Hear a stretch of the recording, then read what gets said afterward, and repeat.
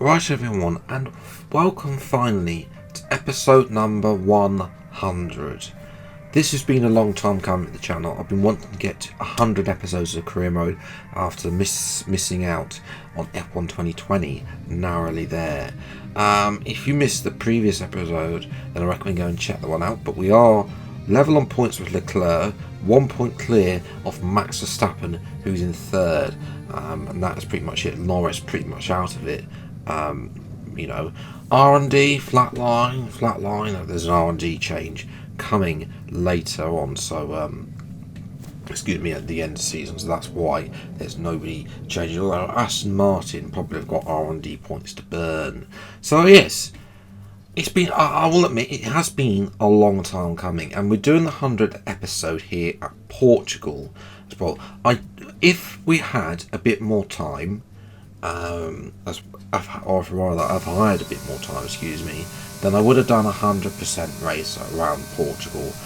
Unfortunately, I'm out of time. This is going to be very tight, trying to get all these episodes done before F1 23 comes out, with 2 more to come later this week. I have recorded the Brazil episode, but the finale at Abu Dhabi hasn't yet been recorded. And I can tell you that the championship will not be decided in Brazil, as a spoiler alert there. But anyway, to Portugal, I've sort of not had the best of times here in career mode on F1 22. I mean, it came late, of course. We only had this in season 4. We'll have this on launch in F1 23. So I'm resuming from season 2 onwards, because that's what they had. So from season 2 onwards, we will be able to try this track out in F1 23 cars as well. We're 10th in the purple first sector. The middle sector is always bland for me. I'm never able to catch the AI. We've got a good tow though from McLaren in front. I think it's Yuki Tsunoda. So losing a bit of time out of that corner though. I'm hoping for a good qualifier as well. Bearing in mind we have P7 at the moment. However, we are at the start of the session, and that did put us fastest. However, there was a slight issue in qualifying on my final run. I got a bit blocked by the Alpine, and just wasn't able to recover any of the time whatsoever, especially at this corner. The AI just goes so slowly here, just losing time after time, and that was really lap over, so I couldn't recover that lap. So in the end, it's P10 that we start, 4 tenths off pole, with Norris up there as well. The 2 Red Bulls are up there as well, so we'll see what we can do. Time for the race. The Formula One circus has made its way to the southern coast of Portugal this week, and it's preparing for what I expect to be a terrific race here in Portimao.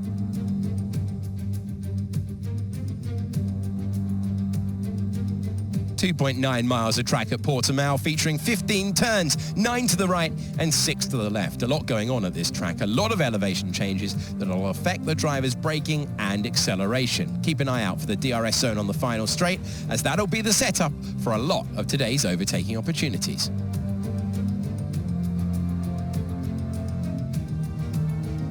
Off the back of a fantastic qualifying session, it's time to see how our starting grid looks like for today's race. World champion Max Verstappen starts from pole position, with Charles Leclerc alongside. Looking down the rest of the grid, we have Russell, Albon, Sir Lewis Hamilton and Gasly, Phoenix, Mick Schumacher, Norris and Esteban Ocon, Tsunoda, Drugovich, Sebastian Vettel and Stroll, Sainz, they've taken a grid penalty, Latifi, Oscar Piastri and Robert Schwartzman. Joe and Kevin Magnussen fills the last spot on the grid. And now it's time to head down to the track. A warm welcome to Natalie Pinkham, who is beside me in the commentary box today. We have a really close scrap at the top of the championship at the moment, and they're right in the thick of it. But any mistake now could be disastrous. True enough, but that pressure does go both ways. A failure or a mistake at this point could spell the end of their championship hopes. But they know their rivals are in the same position. Let's just hope the title is decided in the purest of ways. So we've got lots of penalties being applied, including for Norris. That pretty much confirms that his championship's over. Such a shame for the Brit there. Race strategies are the normal one, medium to soft. as well. Also lower the fuel limit a little bit as well. So yes, 5 red lights then to the Portuguese Grand Prix, the third race of the season, and away we go. And it's the usual start. Hamilton not having the best of starts there, and Schumacher's coming through as well in his end of season form that he's in. But we are able to get Schumacher now. Can we have a dive on the inside of both Gasly and Hamilton there?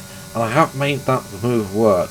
However, Lewis is on it. You know, of course, in this career mode, he is retiring at the end of the season as well, so won't be in as season 7. But he did have a go at me there down the inside. And also, while Hamilton has a go at me, Norris was having a go at Gasly there. A lovely little move from Norris in the middle sector, right round the outside, and he's up to Norris is up to P7 after a penalty start, starting further back. Now though, we're trying to catch up to Albon as well. Russell's up in P3, lofty heights for the Aston Martin, the slowest car on the grid by far. But we jumped to lap 8. We finally now caught up to Albon.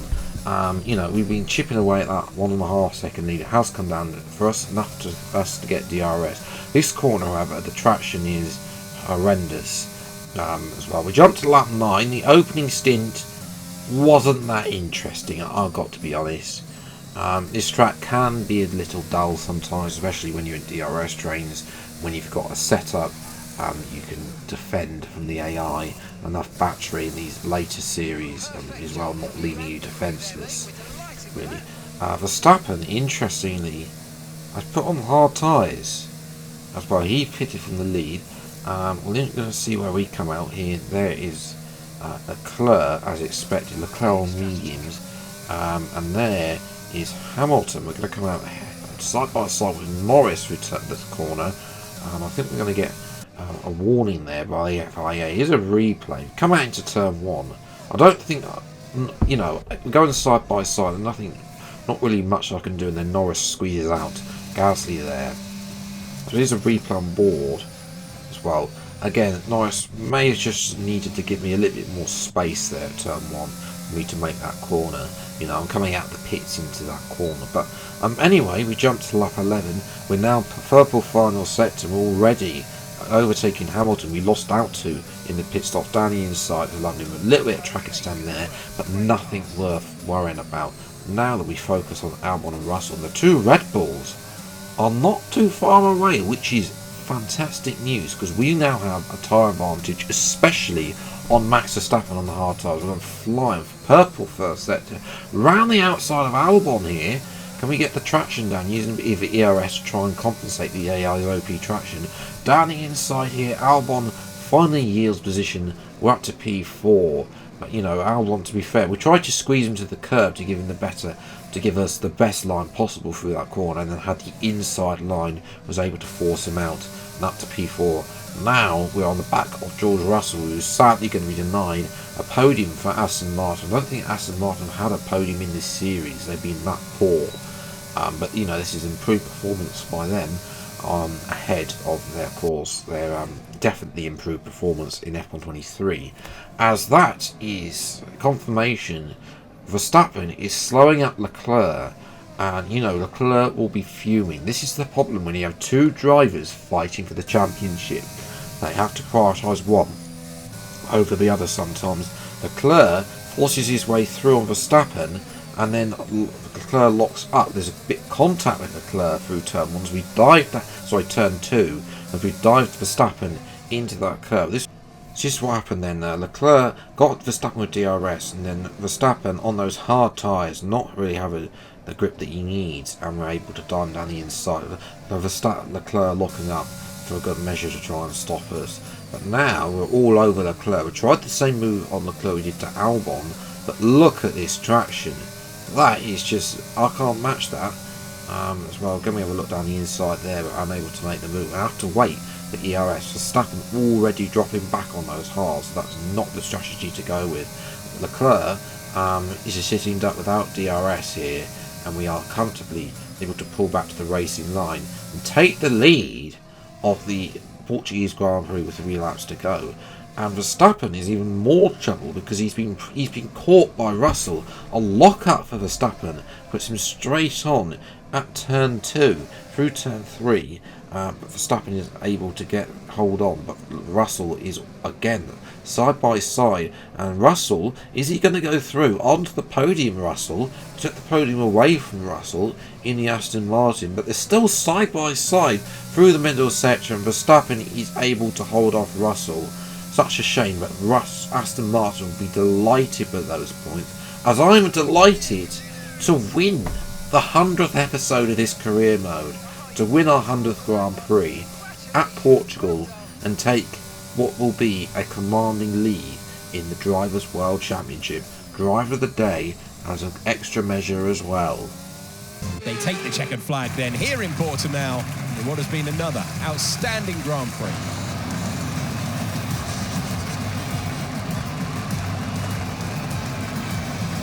So, Natalie, what do you think helped them deliver this result? I think we'll chalk this one up as a deft touch on the brake pedal. That's allowed them to challenge down the inside in the braking zones, and ultimately, if you do that often enough, you'll end up winning the race. It was great to watch as well, wasn't it? Forget strategy, forget tyre management. Who doesn't love a good old-fashioned scrap? After an excellent performance at the Grand Prix, I'm sure there'll be plenty of celebrations tonight amongst the Mercedes team, and they certainly deserve it. Oh yes, it's nice to be back on the top step as well, and it solidifies our lead at the top of the championship. I'll show the standings shortly, but obviously this is give us momentum heading to Brazil, which is going to be a tough track for me, considering the fact that I haven't really performed there on this year's game, and I've struggled at times at Interlagos. For some reason, it's like the setup or the car doesn't seem to want to work, and obviously a sprint race as well, meaning qualifying, but we're comfortably fastest lap in the end, but obviously we had the tyre advantage at the end to be able to set that fastest lap. Felipe, the structure says down the drain, I'll tell you now. With Drogovic, he's not a very good starter. He may be in a good qualifier, but he's not a good starter, and he loses in races. So Verstappen, Norris is pretty much out of it. Leclerc is 8 points back. Verstappen is 12 points back, and Red Bull are Constructors' Championships. But despite all of this, we are still third in the Constructors. Trying to hold on to that for the rest of the season might be a sort of second advantage. Our 5th Grand Prix win of the season. We should, if it wasn't for some DNFs and Mexico being, and that horrible race at Mexico last time out, we would be comfortably clear in this championship. But that is Formula One for you. Never say never in Formula One. You know how it is. And this championship will be going down to the wire, with the races to follow in Brazil, and the season finale and championship finale in Abu Dhabi to come. So yes, if you have enjoyed this video, leave a like, subscribe and new to the channel to see plenty more F122 and F123 driver career mode videos. I will be revealing my F123 driver career mode path and team on Monday, so make sure you hit that subscribe button, turn the notification on as well to never miss a video. As well, that episode will also contain all the information as what I'm going to be doing, covering F123, the game, and other games, of course, over the course of the F123 game cycle as well. That video coming on Monday. So yes, until the next video then, I'll see you next time. Take care, thanks so much for watching, enjoy your day, and goodbye.